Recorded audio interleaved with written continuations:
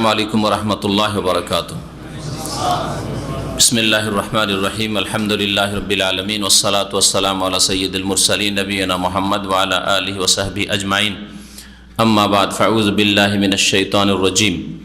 ওয়া লাকাদ ওয়াসসালনা লাহুমুল কাওলা লাআল্লাহুম ইয়াতাযাক্কারুন আল্লাযীনা আতাইনাহুমুল কিতাবা মিন ক্বাবলিহি হুম বিহি ইউমিনুন ওয়া ইযা ইউতলা আলাইহিম ক্বালু আমান্না বিহি ইন্নাহুল হাক্কু মির রাব্বিনা ইন্না কুন্না মিন ক্বাবলিহি মুসলিমিন উলাইকা ইউতাউনা আজরাহুম মাররাতাইনি বিমা সাবারু ওয়া ইয়াদরাউনা বিল হাসানাতিস সাইয়্যাহ ওয়া মিম্মা রাযাকনাহুম ইউনফিকুন।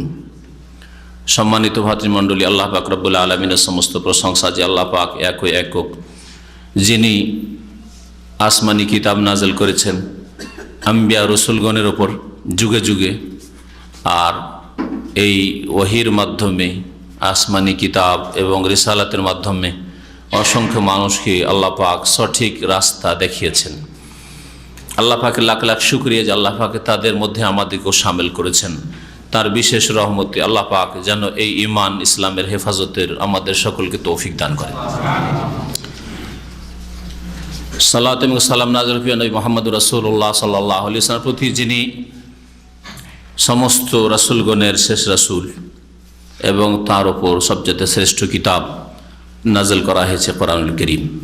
কোরআনে কারীমের তাফসীর আমাদের সূরাতুল কাসাসের আয়াত নম্বর 51 থেকে আজকে হবে। মহান আল্লাহ ইরশাদ করছেন এই আয়াতে এবং এর পরের বেশ কয়েকটা আয়াতে রিসালাতের কথা আর কিতাবের কথা। রাসূল আর রিসালাতের সাথে কিতাবের ঘনিষ্ঠ সম্পর্ক। রিসালাত মানে হচ্ছে পয়গাম। তো যাকে রসুল করেছেন তিনি পয়গাম বাহক, আর যে রিসালাত এসেছে সেটা কিতাবের আকারে এসেছে, আসমানি কিতাবের আকারে এসেছে। এই জন্য আল্লাহর প্রতি ঈমানের পরে যদি রিসালাতের প্রতি ঈমান বলা হয় তাহলে দুটোই ঈমানকে শামিল। রসুল গণের প্রতি ঈমানকেও শামিল, আর শেষ রাসূল মুহাম্মদ সাল্লাল্লাহু আলাইহি সাল্লাম যার দিনের প্রত্যেকটি বিষয় মেনে নেওয়া এবং পালন করা ফরজ, আর তার সাথে সাথে যে কিতাব নাযিল হয়েছে আম্বিয়া রসুলগণের উপর সেগুলিও এতে শামিল রিসালাতে। তো এই রিসালাতের কথা, যাতে কিতাবের কথা, ওয়াহির কথা আর আম্বিয়া রসুলগণের কথা উল্লেখ করা হয়েছে। আল্লাহ পাকের প্রতি ঈমানের পরে রসুলগণের প্রতি ঈমান এবং রসুলগণ যা নিয়ে এসেছেন তাদের উপর যে কিতাব নাযিল হয়েছে সেগুলির প্রতি ঈমান, এ হচ্ছে ঈমানের যে 6টি স্তম্ভ তার কয়েকটি। এই আয়াতগুলিতে এই রিসালাতের কথাই বলা হয়েছে। মহান আল্লাহ ইরশাদ করেছেন ওয়ালাকাদ ওয়াসসালনা লাহুমুল কাওলা, আর নিঃসন্দেহে বা নিশ্চয়ই আমি আল্লাহ মানব জাতির জন্য, লাহুম তাদের জন্য, মানব জাতির জন্য বাণী কি, আল কাওলা মানে আমার বাণী। আল কাউল বাণী, কার বাণী? আল্লাহ পাকের বাণী। এই হচ্ছে তাফসীর। আমি আমার বাণীকে তাদের জন্য ক্রমাগত বা তাদের কাছে ক্রমাগত পৌঁছে দিয়েছি। ওয়াসসালা, ওয়াসসালা মানে কি? ওয়াসসালার শাব্দিক অর্থ হচ্ছে পৌঁছিয়ে দেওয়া, পৌঁছিয়ে দেওয়া। এই জন্য আজকাল নতুন আরবিতে মাদ্রাসায় যে ছেলে মেয়েদের পৌঁছায় ওটাকে তৌসিল বলছে। বিজ্ঞপ্তিগুলো মাদ্রাসার এতে এখানে দেখবেন তৌসিল লেখা আছে, হ্যাঁ, তৌসিল উত্তুল্লাহ বা তৌসিল উত্তালেবাদ, ছাত্রছাত্রীদের পৌঁছানোর ব্যবস্থা, এক জায়গায় থেকে আরেক জায়গায় পৌঁছানো, নেওয়া দেওয়া। তো ওয়াসসালা আল্লাহ বলেছেন, ওয়াসসালা মানে তাহলে পৌঁছিয়ে দেওয়া। আর ওইভাবে আমি তাফসীর করলাম বা তরজমা করলাম, সেটা হচ্ছে যে নিঃসন্দেহে আমি আল্লাহ আমার বাণীকে মানব জাতি পর্যন্ত ক্রমাগত পৌঁছে দিয়েছি। আর ওয়াসসালা তৌসিল মানে ধীরে ধীরে পৌঁছে দেওয়া, ক্রমাগত, একসাথে না। বিশেষ করে যেই দিন হচ্ছে পূর্ণাঙ্গ দিন, আখিরি দিন, শেষ দিন, দিন ইসলাম মুহাম্মদ রাসূলুল্লাহ সাল্লাল্লাহু আলাইহি ওয়াসাল্লামের উপর কোরআনে কারীমের আকারে নাযিল হয়েছে এবং রাসূলুল্লাহ সাল্লাল্লাহু আলাইহি ওয়াসাল্লামের হাদিস যার দ্বারা পূর্ণ করা হয়েছে এই দিনকে। এই দিনকে আল্লাহ পাক রব্বুল আলামিন বা এই কিতাবকে আল্লাহ পাক ধীরে ধীরে নাযিল করেছেন 23 বছরের জীবনে। একসাথে দিয়ে দেননি, যেমন তাওরাত একবারই দিয়ে দিয়েছেন, এইভাবে নয়। তো আল্লাহ পাক বলছেন ওয়ালাকাদ ওয়াসসালনা লাহুমুল কাওলা, মানব জাতির জন্য আমি আমার বাণীকে ক্রমাগত পৌঁছিয়ে দিয়েছি। আর কেউ কেউ ওয়াসসালা মানে ফাসসালা করেছে। ওয়াসসালা মানে ফাসসালা, ফাসসালা মানে ব্যাখ্যা করে দিয়েছি, বিশদভাবে বর্ণনা করে দিয়েছি, তফসিল। ফাসসালা থেকে তফসিল, তফসিল মানে বিস্তারিত আলোচনা করা, বিশদভাবে আলোচনা করা। তো নিঃসন্দেহে আমি আমার বাণীকে বিস্তারিতভাবে বা বিশদভাবে বর্ণনা করে দিয়েছি, এটাও তফসির হতে পারে। লাআল্লাহুম ইয়াতাযাক্কারুন, কেন অস্পষ্ট নেই, যাতে করে মানুষ সহজে উপদেশ নিতে পারে, উপদেশ গ্রহণ করতে পারে। আল্লাযীনা আতাইনাহুমুল কিতাবা মিন ক্বাবলিহি, নবী মুহাম্মদ সাল্লাল্লাহু আলাইহি ওয়াসাল্লামের পূর্বে বা শেষ কিতাব আল কোরআন নাযিল হওয়ার পূর্বে যাদেরকে আমি কিতাব দিয়েছিলাম, তাওরাত দিয়েছিলাম, ইনজিল দিয়েছিলাম, যাদেরকে বনি ইসরাইলদেরকে, তাদের কথা বলা হয়েছে।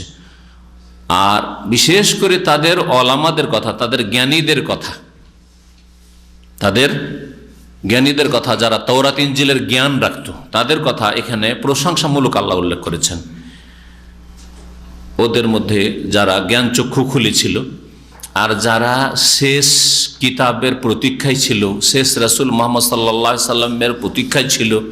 আর যেমনই নবী করিম সাল্লাল্লাহু আলাইহি সাল্লাম আসলেন নবী হয়ে, কোরআন নাযিল হওয়া শুরু হইল, জানতে পারলেন, তখন দ্রুত তারা ছুটে আসলো ইসলামের দিকে, তারা ঈমান নিয়ে আসলো। তাদের প্রশংসা আল্লাহ পাক এখানে করেছেন। আগের যে সত্য দিন ছিল, আল্লাহ প্রদত্ত দিন, সেই দিনও তারা মেনে এসছে, তখনও তারা মুমিন মুসলিম ছিল। আর যখন শেষ নবী মুহাম্মদ সাল্লাল্লাহু আলাইহি সাল্লাম চলে আসলেন কোরআন কারীম নিয়ে, তখন তারা বিনা বিলম্বে আবার দিন ইসলাম গ্রহণ করলো, নবী করিম সাল্লাল্লাহু আলাইহি ওয়াসাল্লামের প্রতি ঈমান নিয়ে আসলো, কোরআন কারীমের প্রতি ঈমান নিয়ে আসলো। তাহলে আগের দিনের প্রতি ঈমান ছিল তাদের, যেটা সত্য দিন ছিল তখনকার। আর সেই দিন যেমনই রহিত হইল, নতুন দিন আসলো, পূর্ণাঙ্গ দিন, দিনকে আল্লাহ কামেল করা শুরু করলে সেই দিনের ডাকেও সাড়া দিল, তারা ঈমান নিয়ে আসলো। দুই দিনের ওপর যেহেতু ঈমান নিয়ে এসছে, আর দুটোই আল্লাহ প্রদত্ত দিন ছিল, আগেরটা এখন ক্যান্সেল, রহিত করা হয়েছে, মনসুখ করা হয়েছে, মনসুখ, সুতরাং আর মানা চলবে না। সুতরাং তারা তা ত্যাগ করে যেই দিন নতুন আসলো, কিয়ামত পর্যন্ত যেই দিন মানব জাতির জন্য ইহকাল পরকালের কল্যাণ নিয়ে এসেছে, সেই দিনের প্রতি ঈমান নিয়ে আসলো। আল্লাহ পাক তাদের প্রশংসা করেছেন, তারা জ্ঞানীর পরিচয় দিয়েছে এবং তাদের জন্য দ্বিগুণ পুরস্কার এই জন্য রয়েছে। আল্লাহ পাক বলছেন যে যাদেরকে এর পূর্বে আমি কিতাব দিয়েছিলাম, হুম বিহি ইউমিনুন, তারা এর প্রতি ঈমান নিয়ে এসছে, বিশ্বাস করেছে। তাদের মদিনায় যেমন আব্দুল্লাহ বিন সালাম বড় আলেম ইহুদিদের, তারপরে অনেক খ্রিস্টান জ্ঞানীরা, ধর্মের তাদের দিনের পণ্ডিতরা, যাদের সম্পর্কে তাফসীর কিতাবাদিতে রয়েছে যে 70 জন কিসিস, অর্থাৎ তাদের পোপ, পাদ্রী, যাদেরকে নাজাশী রাজা, আবেসিনিয়ার, বর্তমানে ইথিওপিয়া, এরিত্রিয়া, এই দুটো মিলিয়ে তখন বৃহৎ হাবাসা ছিল, হাবাসা আরবি নাম, পুরাতন নাম। এই হাবাসার যে রাজা বাদশাহ নাজাশী ছিলেন, যিনি নিজে ইসলাম গ্রহণ করেছিলেন, শাসকদের মধ্যে এই একজন শাসক ইসলাম গ্রহণ করেছেন, নবী করিম সাল্লাল্লাহু আলাইহি ওয়াসাল্লামের প্রতি ঈমান নিয়ে এসেছিলেন, এবং ইসলাম গ্রহণের পূর্বেও অত্যন্ত ন্যায়পরায়ণ মানুষ ছিলেন তিনি। সেই জন্য মুমিন মুসলিমরা মক্কা থেকে নির্যাতিত মজলুম হয়ে গিয়ে হিজরত করে আশ্রয় নিলে আশ্রয় দিয়েছিল, যদিও তখন দিন ইসলাম সম্পর্কে জানতেও পারেনি, কবুলও করেনি, কিন্তু আশ্রয় দিয়েছিল। এবং যারা ফিরিয়ে নেওয়ার জন্য গিয়েছিল আর মিথ্যা অভিযোগ করেছিল, তাদেরকে নিরাশ করে ফিরিয়ে দিয়েছিল যে তোমরাই বদমাইশ রয়েছ, মিথ্যুক তোমরা, এদেরকে কখনো আমি ফিরিয়ে পাঠাবো না তোমাদের কাছে। 70 জন লোককে পাঠিয়েছিলেন এই নাজাশী বাদশা। ফালামা কাদিমু আলা নবী সাল্লাল্লাহু আলাইহি ওয়াসাল্লাম, নবী করিম সাল্লাল্লাহু আলাইহি ওয়াসাল্লামের কাছে যখন এই 70 জন পাদ্রীরা এসে পৌঁছলেন, কারা আলাইহিম ইয়াসিন ওয়াল কুরআনিল হাকিম, সূরা ইয়াসিন পাঠ করে শুনিয়েছে, হাত্তা খাতামা, শেষ পর্যন্ত শুনে রাসূলুল্লাহ সাল্লাল্লাহু আলাইহি ওয়াসাল্লাম। রাসূলুল্লাহ সাল্লাল্লাহু আলাইহি ওয়াসাল্লামের অমুসলিমদেরকে দাওয়াত দেওয়ার পদ্ধতি ছিল কোরআন শোনানো। আজকাল নতুন নতুন ভঙ্গি অনেকে আধুনিক প্রযুক্তিতে আর আধুনিক পদ্ধতিতে ইসলামের দাওয়াত দেবো, যুক্তি তর্কে মানাবো, আর কোরআনের আয়াত হয়তো পাঠ করেন না। 1 ঘন্টার একটা বক্তব্য করলো নন মুসলিমের জন্য, হ্যাঁ 1 ঘন্টার একটা কিছু পেশ করলো ইসলাম সম্পর্কে, অথবা লিখলো একটা আর্টিকেল, লিখলো বই লিখলো, গোটা বই পড়ে পড়ে দেখেন যে দুটো তিনটে আয়াত পাবেন না। শুধু যুক্তি যুক্তি যুক্তি, লজিক। এটা তরিকা আম্বিয়া রসুলগণের নাই। তাহলে অমুসলিমকে কোরআনে কারীম আপনি শোনান অর্থ সহ, যে ভাষা বুঝে, যে অমুসলিম যে ভাষা বুঝে তাকে ওইভাবে বোঝান। এটা হচ্ছে ইসলামের দাওয়াতের নবীদের তরিকা, রাসূলের তরিকা। রাসূলুল্লাহ এই তরিকা অবলম্বন করেছেন। দক্ষিণ ভারতে ইদানিং কয়েক বছর থেকে বেশ কিছু এইরকম দায়ীরা, আলেম ভাইরা যারা মদিনা থেকে পড়ে গেছেন, আরও বিভিন্ন ইউনিভার্সিটি থেকে সৌদি আরবে পড়াশোনা করে গেছেন, তারা এই পদ্ধতিতে গায়র মুসলিমদের, অমুসলিমদের দাওয়াতের কাজ শুরু করেছেন, যাদের সাথে আমাদের সম্পর্ক আছে এবং খোঁজখবর আছে। ভালো কামিয়াব। তারা ওইসব দুনিয়ার যুক্তি আর এই সেই না করে প্রথমে কোরআনের আয়াত, তৌহিদ সম্পর্কে আয়াত, রিসালাত সম্পর্কে, আখিরাত সম্পর্কে, জান্নাত জাহান্নাম সম্পর্কে আয়াত, যে ভাষা বুঝে যেই লোকেরা তাদেরকে ওই ভাষায় বোঝাও। কেরালা বুঝে কেরালা বোঝাও, তামিল বুঝে তামিল বুঝাও, তেলেগু বুঝে তেলেগু বুঝাও, ইংলিশ বুঝে ইংলিশে, এইভাবে। এবং কোরআনে কারীমের অনুবাদ দেওয়া তার সাথে সাথে। কোরআন থেকেই তারা তৌহিদ জানুক, আখিরাত জানুক। নবী করিম সাল্লাল্লাহু আলাইহি ওয়াসাল্লামের তরিকা এটাই। উমর রাদিয়াল্লাহু তাআলা আনহু যখন হত্যা করার জন্য আসছিল, আর নবী করিম সাল্লাল্লাহু আলাইহি ওয়াসাল্লাম মনটা পাল্টে গেল, নবী সাল্লাল্লাহু আলাইহি ওয়াসাল্লাম কোথায় খোঁজ করে যখন পৌঁছলেন উমর রাদিয়াল্লাহু আনহু, নবী করিম সাল্লাল্লাহু আলাইহি ওয়াসাল্লাম তাকে দাওয়াত দিয়েছেন, তাই না? মাঝখানে পথে ওই যে বোনের বাড়িতে গিয়ে ভগ্নিপতিকে মারধর করলেন, বোনকে মারধর করলেন না? তারপরে বোন কি শুনিয়েছিলেন? সূরা তাহা। তাহলে বোঝা যাচ্ছে যে নবী করিম সাল্লাল্লাহু আলাইহি ওয়াসাল্লাম সাহাবায়ে কেরামদের, অমুসলিমদেরকে, তখন পর্যন্ত উমর অমুসলিমদেরকে দাওয়াত দেওয়ার তরিকা যে কোরআন শোনা। কোরআনের তাসির রয়েছে, কোরআনের তাসির রয়েছে। কোরআনে কারীম দিয়ে তাওহীদ শিখান, কোরআনে কারীম দিয়ে আকীদা শিখান, কোরআনে কারীম দিয়ে রাসূলের আদর্শ সুন্নাত শিখান, গুরুত্ব শিখান। ওর একটা তাসির আছে। কোরআনের যে বরকত রয়েছে, যে ভালো প্রতিক্রিয়া রয়েছে, সেটা কোনো মানুষের কথা হইতে পারে না, কোনো মানুষের লেখা হইতে পারে না, কোনো লজিক যুক্তিতে হইতে পারে না। এটা হচ্ছে আম্বিয়া রাসূলগণের তরিকা। তো যখন তাদেরকে এই আয়াত শোনানো হলো, ফাজালু ইয়াবকুন, সুবহানাল্লাহ, সূরা ইয়াসিন শুনতেই, তারা আরবি ভাষী ছিল, আরবি ভাষা বুঝতো হাবশার লোকেরা, কান্না করা শুরু করলো। আসলাম, আর সকলে ইসলাম গ্রহণ করলো। 70 জন খ্রিস্টানদের আলেম পাদ্রীরা তারা ইসলাম গ্রহণ করলো। ওয়া নাযালাত ফীহিম হাযিহিল আয়াতুল উখরা, এই আয়াত নাযিল হয়। এর পূর্বে যাদেরকে কিতাব দেওয়া হয়েছিল তারা হুম বিহি ইউমিনুন, তারা ঈমান নিয়ে এসেছিল। আরও এই মর্মে আরও কয়েকটি আয়াত রয়েছে। ওয়াইদা ইউতলা আলাইহিম, আর যখন তাদের কাছে কোরআনে কারীম পাঠ করা হয়, তেলাওয়াত করে শোনানো হয়। তেলাওয়াত মানে শুধু বিনা অর্থে, অর্থ না বুঝে তেলাওয়াত কখনো নয়, না হলে ওর কোনো প্রতিক্রিয়া হবে না। তেমন তাবাররুক ছাড়া, বরকত ছাড়া, আর শুনলাম আর তেলাওয়াত করলাম, মুখস্থ করলাম ছাড়া আর কোনো ফায়দা হবে না। এই জন্য আরবরা কখনো অর্থ না বুঝে, একটা শব্দের অর্থ না বুঝে কোরআনে কখনো এগিয়ে যাননি। নবী করিম সাল্লাল্লাহু আলাইহি ওয়াসাল্লাম সাহাবায়ে কেরামরা যতক্ষণ পর্যন্ত একটা শব্দের অর্থ না বুঝতে পারছে আগে বাড়েননি।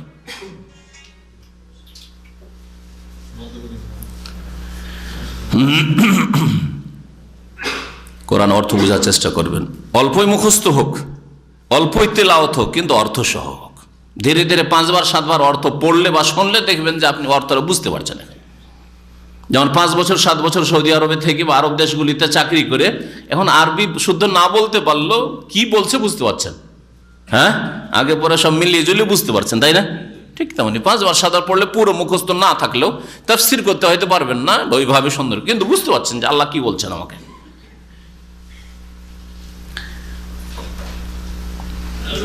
আল্লাহ পাক রব্বুল আলামিন বলছেন যে তাদেরকে যখন কোরআন তেলাওয়াত করে শোনানো হয়, কালু, তখন তারা বলেছিল, আমান্না বিহি, আমরা ঈমান নিয়ে আসলাম এর উপর, ইন্নাহুল হাক্কু মির রাব্বিনা, নিঃসন্দেহে এই কোরআন হচ্ছে চিরসত্য আমাদের রবের পক্ষ থেকে।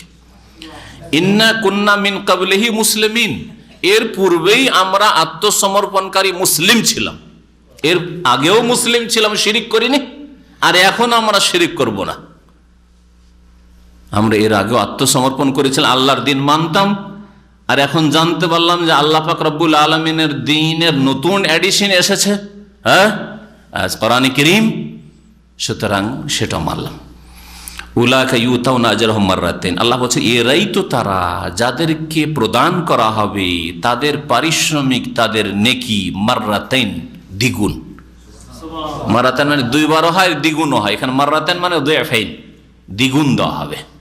আগের দিনও মেনেছে, হ্যাঁ, ক্যান্সেল হয়ে গেল, আগেরটা ঠিক আছে, এতদিন আল্লাহর ছিল মেনেছিলাম, এখন আল্লাহর নতুন দিন, নতুন এডিশন এসে মানি। যেমন আপনি স্কুলে যদি পড়েন ওল্ড সিলেবাস, আজকাল হচ্ছে এরকম না, ওল্ড সিলেবাসে, পুরাতন সিলেবাসে পড়াশোনা করছিলেন আর হঠাৎ করে এসে পৌঁছিল আপনার কাছে নিউ সিলেবাস। পুরাতন সিলেবাসও তখন পাশ করে এগিয়ে গিয়েছেন, এখন নতুন সিলেবাস। যদি হঠকারিতা করেন যে না মানি না নতুন সিলেবাস, ওই পুরাতন সিলেবাসই পড়াশোনা করব আর প্রস্তুতি নেব, পরীক্ষা দেবো, পাশ করবেন? Fail, fail. সুতরাং এখনো কেউ যদি মনে করে যে না ওই পুরাতন সিলেবাসই, আমি তাওরাত মানবো, শুধু ইহুদি থাকবো, আমরা খ্রিস্টান হয়ে থাকবো, তাহলে ফেল, ফেল, কখনো জান্নাত পাবে না। নতুন সিলেবাস এসেছে, সুতরাং সেই সিলেবাস গ্রহণ করতে হবে। যেমন ওই রকমই উদাহরণ হচ্ছে সংবিধানের। ৭১-এর পরে নতুন সংবিধান এসছে, এখন যদি কেউ বলে যে না আমি এটা মানি না, আমি পাকিস্তানি ওই সংবিধান মানি, তাহলে দেশদ্রোহী সে, হ্যাঁ, দেশদ্রোহী সে, হ্যাঁ, জাতীয়তা বিরোধী সে, অ্যান্টি নেশন সে, তাই না? সবচেয়ে বড় অপরাধী দেশের নজরে, তাই না? ঠিক তেমনি আল্লাহ পাকের কাছে সবচেয়ে বড় অপরাধী হচ্ছে কাফের, মুশরিক, যেই ব্যক্তি কোরআন কারীমকে অস্বীকার করবে, যে ব্যক্তি মুহাম্মদ রাসূলুল্লাহ সাল্লাল্লাহু আলাইহি ওয়াসাল্লামকে অস্বীকার করবে, যে ব্যক্তি নিউ সিলেবাসকে অস্বীকার করবে, আসমানি সিলেবাসকে।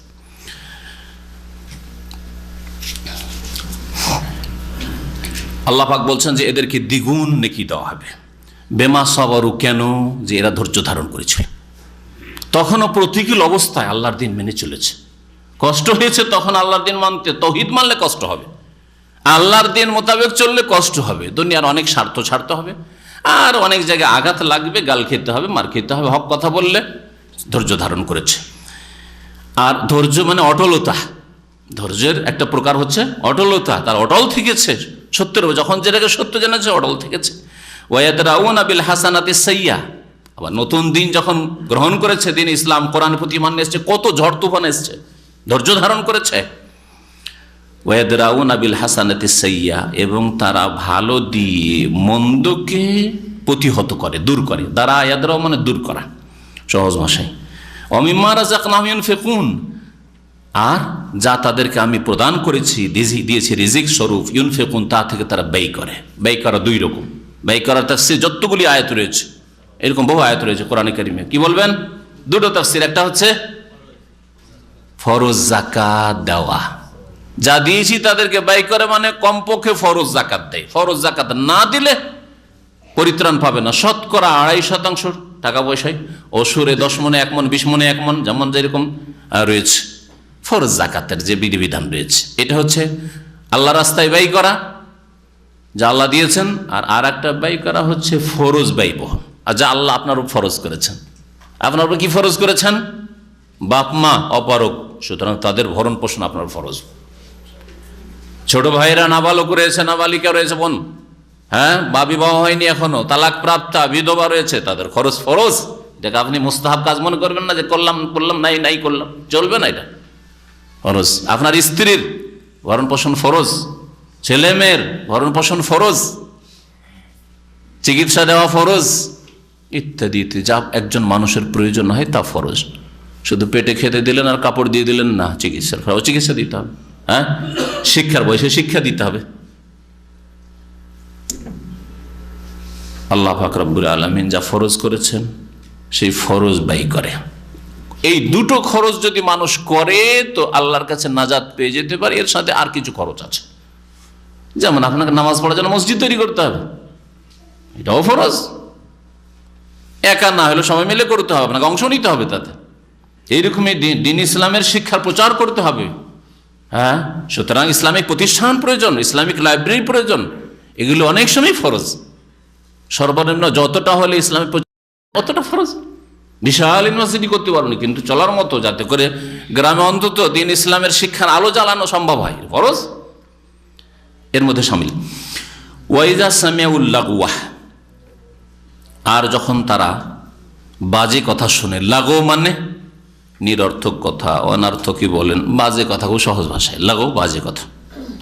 যখন তারা বাজে কথা শুনে, আল্লাহ প্রশংসা করেছেন এদের, যারা জ্ঞানী ছিল তাওরাত ইনজিলের, আর তারপরে তারা কোরআন নাযিল হয়েছে, দ্রুত ঈমান নিয়ে এসেছে, আর এই গুণ যে কোনো মানুষের মধ্যে যদি থাকে, হিন্দু ধর্ম থেকে আসুক আর জন্মসূত্রে মুসলিম হোক আর অন্য কোনো ধর্ম থেকে আসুক, যে অবস্থায় থাক না কেন, যদি এই গুণগুলি যখনই আল্লাহর বিধান আসলো, ঈমান নিয়ে আসলো, আর মন্দকে ভালো দিয়ে দূর করে, ধৈর্য ধারণ করে, যা আল্লাহ দিয়েছেন তা থেকে ব্যয় করে, ফরজ ব্যয় যে রয়েছে, আর অসার কথা, বাজে কথা শুনলে আরাদু আনহু, তা থেকে মুখ ফিরিয়ে নেয়, বাজে কথাই বাজে কাজে অংশগ্রহণ করে না। লাগু লাগু অত্যন্ত ব্যাপক শব্দ। ওয়াল্লাযীনা আনিল লাগwi মুরিজুন, জান্নাতুল ফিরদাউস কারা পাবে? আল্লাহ সূরা মুমিনের শুরুতে বলেছেন, যারা বাজে কথা কাজ থেকে, অনার্থক অসার কথা কাজ থেকে কি করে? বিরত থাকে, নিজেকে বাঁচিয়ে রাখে। অত্যন্ত ব্যাপক কথাটি আপনার জীবনের প্রত্যেকটি ক্ষেত্রে। আমি এটা বোঝানোর জন্য খুব সহজ ভাষায় বলি, যেই কাজে বা কথায় দুনিয়ার একটা হালাল পয়সা আসবে না আর একটা নেকিও হবে না, সেটা হচ্ছে লাগু কাজ। মুসলিম জীবনে হারাম রিজিক লাখ লাখ টাকা আসলেও লাগু, হ্যাঁ, হারাম ভোগ বিলাস, ফিল্ম দেখতে ভালো লাগে, হ্যাঁ, ফিল্ম দেখতে ভালো লাগে, গান শুনতে ভালো লাগে, মনটা ফুর্তি হয়, লাগু। হ্যাঁ, হারাম সবগুলি লাগু। আর হালালের মধ্যে, বৈধর মধ্যে মানুষ বেকার কাজ করবে না। একজন মুসলিম জীবন, মূল্যবান জীবন, আপনার 50-60 বছর আল্লাহ যা দিয়েছে, অত্যন্ত মূল্যবান জীবন। সুতরাং এটাকে এমন কোনো কাজে লাগাবো না যেটাতে আমার একটা রিয়ালও আসলো না হালাল, আর একটা নেকিও আসলো না। যদি নেকিও আসে না কোনো কাজ কথায়, আর একটা রিয়াল, একটা পয়সাও আসে না, তাহলে জানবেন যে ওটা হচ্ছে কি? লাগু। ওটা হচ্ছে বাজে কথা কাজ, ওটা হচ্ছে অসার কথা কাজ। মুমিন অসার কথা কাজে থাকে না, তাহলে জান্নাত পাবে। আর হারাম কথা কাজ যত আছে সবগুলি হচ্ছে বাজে। আল্লাহ পাক রব্বুল আলামিন বলছেন, তারা যখন বাজে কথা শোনে কি করে? মুখ ফিরে নেয়। তাহলে অংশ নেবেন না, আপনি অংশ নেবেন না এমন। আমি নিজে তো ভাই টিভি রাখি না, আর নিজে ফিল্ম দেখি না, তবে রুমমেট আছে, ওকে পারি না, ও রাখে, আর রুমে থাকতে হয়, করব কি? রুমে যখন থাকতে হয়, দেখতে দেখতে অভ্যাস হয়ে গেছে। কাসরাতুল মেসাজ তোবাল্লেদুল এহসাস, খুব বেশি বেশি স্পর্শ করলে তখন অনুভূতি হ্রাস পেয়ে যায়।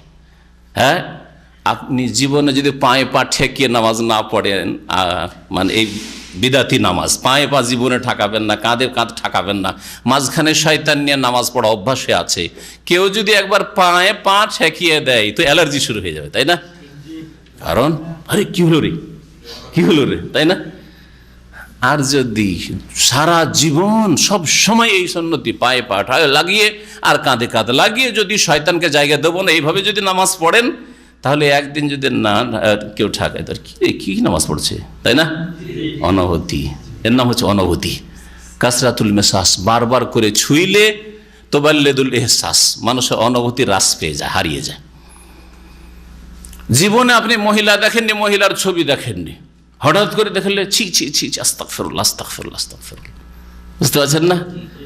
হ্যাঁ, না খবরের কাগজ না পড়লে পেটের ভাত হজম হবে না, টিভির মহিলার খবর না শুনলে আরে দেশের খবরই জানলাম না, আজকে কি হইলো না হলে কিছু বুঝলাম না, কয়টা কে মরলো, কয়টা বাঁচলো, হ্যাঁ কে মিছিল করলো, কোথায় আগুন জ্বালাইলো লাগাইলো, জানলেন না, সেজন্য মনে হচ্ছে অন্ধকারে আছি। হ্যাঁ, সেই জন্য ওই মহিলার খবর শুনে, মহিলার খবর শুনে এমন হয়েছে যে সারাদিন চলে যাচ্ছে, আর কত যে মহিলা দেখছেন, হারাম দেখছেন আর হারাম শুনছেন, কিন্তু তোবাল্লেদুল এহসাস, অনুভূতি মোটা হয়ে গেছে, বুঝে না, মোটা খান মোটা বুঝেন, আর কত যে গুণ আপনার দ্বারা হচ্ছে।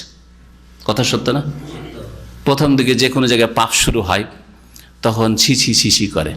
ইউরোপ পশ্চিম আর আমেরিকা পশ্চিমা দেশে গেলে প্রথম একজন নামাজি ধার্মিক মানুষ খুব ছি ছি ছি ছি আস্তাগফিরুল্লাহ করবে, আর তারা দেখলে কোনো ব্যাপার নেই, তো নো ফ্যাক্টর, এই তো করতেই হবে, দেখতেই হবে, তাই না?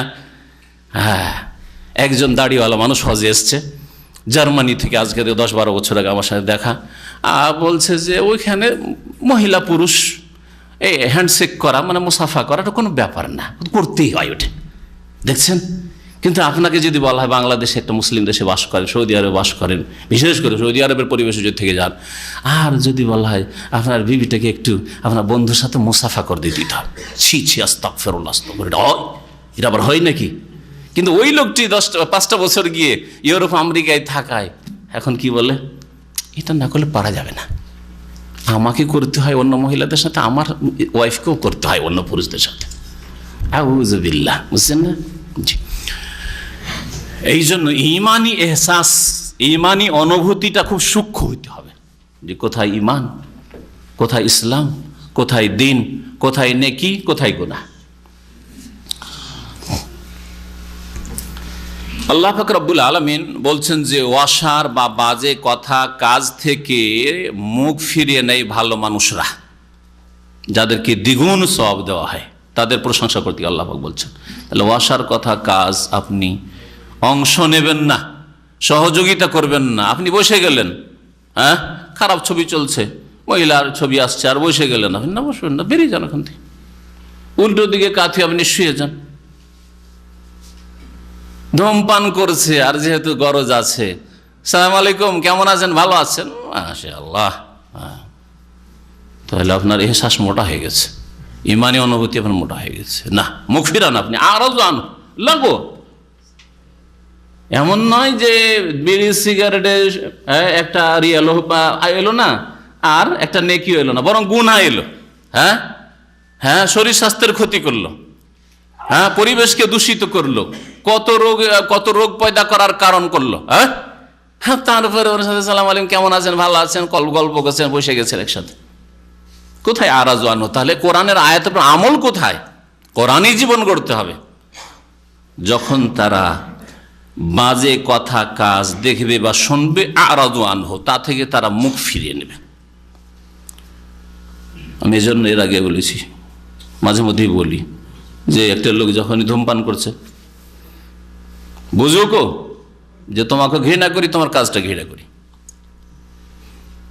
আরাজু আনহু, আমি মুখ ফিরাইলাম, রাস্তায় চলতে হচ্ছে কিন্তু আমি মুখ ফিরাইলাম, মুখটা ঢেকে নিলাম তোমার এই আপত্তিকর কাজ দেখে, অন্যায় কাজ দেখে, অন্তর থেকে ঘৃণা করে প্রতিবাদ করলাম। কমপক্ষে কথাই সবসময় বলা সম্ভব নাও হইতে পারে। ওয়াকালু, এবং তারা বলে, লানা আমালুনা ওয়ালাকুম আমালুকুম, আমাদের কর্মের ফল আমাদের জন্য, ওয়ালাকুম আমালু, তোমাদের কর্ম তোমাদের জন্য, মানে তোমাদের কর্মের ফল তোমাদের জন্য। তোমরা আদা খাবে স্বাদ পাবে, আমরা আদা খাবো স্বাদ পাবো, আমরা যেমন করবো আমাদের ফল পাবো। তবে এর মানে এই না যে আপনি সত্যের দাওয়াত দেবেন না, দাওয়াত দেওয়ার পর যখন মানবে না তখন এই কথা।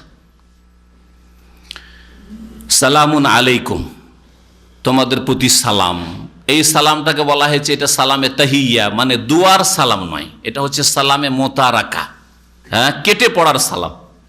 নিজের বাংলা ভাষায় খুব সুন্দর ভাষা হচ্ছে, যখন বাজে লোক দেখবেন, বাজে কাজ দেখবেন, গোনার কাজ দেখবেন, তখন সেখান থেকে কেটে পড়েন। বিবাহে নিমন্ত্রণ করেছে, বিবাহে গেছেন, কোনো মজলিসে আপনাকে মেহমান অতিথি হিসাবে ডেকেছে, আর গিয়ে দেখেন ছেলে মেয়েকে একসাথে স্টেজে বসিয়ে দিয়েছে, গান বাজনা হচ্ছে, অন্যায় কাজ হচ্ছে, যুবতীরা এসে বরকে মালা দিচ্ছে, কি করবেন আপনি? আরাজু আনহু, মুখ ফিরান, আর কি বলেন? সালামুন আলাইকুম, মাস সালাম। এটা সালাম দুয়ার সালাম না, কিসে সালাম?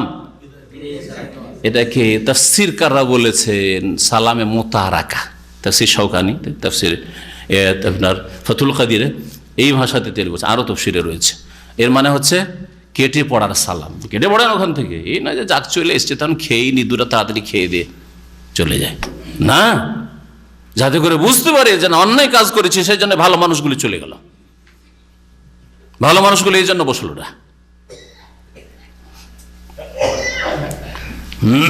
লা নাবতাগিল জাহিলিন, আমরা মূর্খদের সাথে, অজ্ঞদের সাথে জড়াতে চাই না। তাদেরকে চাই না মানে তাদের সাথে জড়াতে চাই না, ভেজাল চাই না। পারবেন না, হয়তো বল প্রয়োগ করা সম্ভব নয়, কারণ আপনার হাতে শাসন ক্ষমতা নেই, আপনার অধীনস্থ লোক এসব নয়, ওরা স্বাধীন মানুষ, আর মুখে যতটা বলে পারেন আপনি ভালো কাজের কথা বলেন আর অন্যায় বাধা দেন। আর না হলে লা নাবতাগিল জাহিলিন, আমরা মূর্খ অজ্ঞ। জাহেল মানে এই না যে ইসলাম সম্পর্কে জ্ঞান নেই বা ভালো মন্দ সম্পর্কে জ্ঞান নেই। জাহেল মানে যে ব্যক্তি কর্ম করে না, জেনেও আমল করে, সে বড় জাহেল, সে বড় জাহেল। এই জন্য আবু জাহাল, যার কাছে কোরআনের দাওয়াত পৌঁছেছিল, রাসূলুল্লাহ সাল্লাল্লাহু আলাইহি ওয়াসাল্লাম কতবার পৌঁছেছেন আর সাহাবায়ে কেরাম কত বুঝিয়েছেন যে ইসলাম গ্রহণ করো, আর সে হচ্ছে আবু জাহাল, অজ্ঞতার পিতা, তাই না? এমন নয় যে জানতো না, জানানো হয়েছিল। তাহলে জানা শুধু যথেষ্ট না, জানলেই যে অজ্ঞতা দূর হয়ে যায় তা নয়। জানার পরে সংশোধন না করলে, জানলেন তাওহীদ সুন্নাত শিরক বিদআত, আর শিরক বিদআত ছাড়লেন না, তাহলে জাহাল আছে, বড় জাহালত রয়েছে। জানলেন না, তাতেও জাহালত রয়েছে। জানার সুযোগ সুবিধা আসলো, সুযোগ সুবিধাগুলি গ্রহণ করলেন না, আশেপাশে ঘুরে বেড়াচ্ছেন কিন্তু দিন শেখা ইসলামিক সেন্টার কায়েম রয়েছে, আসছেন না, তাহলে জাহালত লা নাবতাগিল জাহিলিন, মূর্খদের সাথে অজ্ঞদের সাথে জড়াতে চাই না আমরা।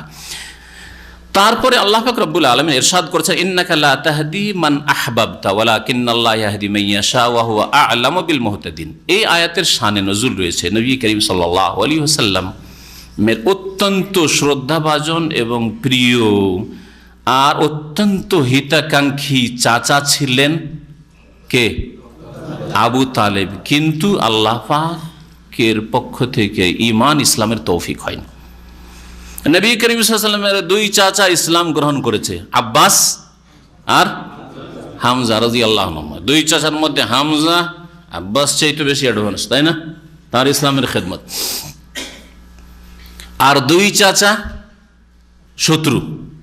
শত্রু মানে দুই রকম শত্রু আবার, আবু তালেব আর আবু লাহাব। আবু লাহাবও শত্রু, ইসলাম নিয়ে আসেনি। আর আবু তালেবও শত্রু, ইসলাম কবুল করেনি। কিন্তু আবু তালেব দুনিয়ার ক্ষেত্রে সামান্যতম ক্ষয়ক্ষতি করেনি, বরং জানে প্রাণে ভাতিজার সাহায্য করেছে। যতদিন আবু তালেব বেঁচে ছিল, নবী করিম সাল্লাল্লাহু আলাইহি ওয়াসাল্লামকে রাঙা চোখ দেখাবার শক্তি হয়নি কোনো কাফের মুশরিকের, গায়ে হাত দেওয়া তো দূরের কথা।